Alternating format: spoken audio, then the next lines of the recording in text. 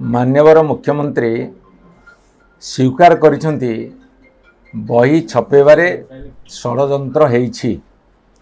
ए कथा को विरोधी दल बारंबार उठेइछंती जे आ पछरे गोटे जघन्य षड़यंत्र अछि। ओडिया अस्मिता उपरे कुठारघात होउछि ताकू ए सरकार करिसेंती। जहाउ शेषरे मान्यवर मुख्यमंत्री सेथिरे सहमति प्रकाश कले यहाँ विरुद्ध रे षड़यंत्र हेइछि बही छपेबारे। से षड़यंत्र कहा विरुद्ध रे? से षड़यंत्र सरकार विरुद्ध रे ना सरकार मुख्यमंत्री विरुद्ध रे? जदि षड़यंत्र हेइछि काहीकि हेइछि? से षड़यंत्र उद्देश्य कौन थिला? से षड़यंत्र करिथिया व्यक्ति मान को केमिति आपण धरिले बा ए कथार केमिति उपनीत हेले षड़यंत्र हेइछि? एवं जो माने षड़यंत्र करिसेंती से माने को दलर? से भारतीय जनता पार्टी ना आउ किए? सी जो ऑफिसर मान को नहीं करिथिबे कि जो संपादन मंडली होंतु बा जो माने सब बही लेखुतले सेई मान को भितरे किए शिखी मनाई अछि? एमिति शह शह प्रश्न बर्तमान ओडिशावासी मन आगे छिड़ा हो गलानी। जो कथा संदेह करुले जे या पछरे गोटे गभीर षड़यंत्र अछि एवं मान्यवर मुख्यमंत्री जो स्वीकार कर सारे षड़यंत्र अछि, से षड़यंत्रकारी किए कहा विरुद्ध रे हेइतिला, कौन पे हेइतिला, किए किए करिथिले, जदि करिथिले ताहले तांकु को भलिया शास्ति दिया जिवो, ए समस्त कथार खुलासा करिवे कि? जो कथा मुख्यमंत्री उठेइछंती से कथा को खोली करी ओडिशावासी आगे प्रकाश करंतु। से माने किए? आपणक दलर अंत कंदलर परिणाम नुहे तो? जदि षड़यंत्र करथिबे जो सरकार अछंती करिवे।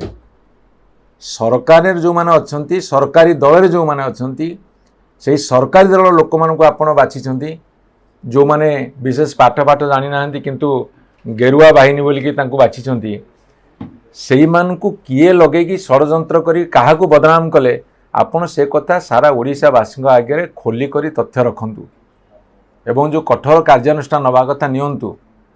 जदि दलीय चापरे या चापी दिया जिवो ताहाले आपण भी दल बड़, ओडिशावासी पछे, ओडिशावासी स्वार्थ बहुत पछरे 40-50 लक्ष पिलांकर भाग्य अंधार एक कथा आम धरी नबू। सांविधानिक विधि व्यवस्था अनुसार आसेम्बली बा पार्लियामेंट चले एवं आसेम्बली सेशन जिते थाए सेतेबेले विधानसभा सदस्य भाव में विभिन्न कथा उठा जाए, विभिन्न कथा प्रसंग में आलोचना करा जाए, तापि सब नीति नियम अच्छी एवं विधानसभा को सुचारू रूपे चलैबा पई स्टैंडिंग कमिटी, हाउस कमिटी यही भाव में अनेक गुड़े कमिटी अच्छी विभिन्न विभागर।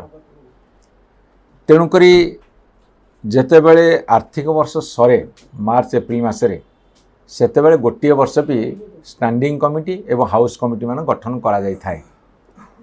किंतु ओडिशा राजनैतिक गणतांत्रिक विधानसभा इतिहास रे प्रथम थर पे देखागला 3-4 मास कमिटी गठन हो पारु नाही। गठन न हो पार कारण एत पर्यंत स्पष्ट हो नाही। किंतु जेतेबेले आमर मान्यवर विधायक रणेंद्र प्रताप सिंह, गणेश्वर बेहेरा एवं अन्यान्य दलर सदस्य माने आकु डिमांड कले तापर कमिटीर रूपरेखा तैयारी होईछि।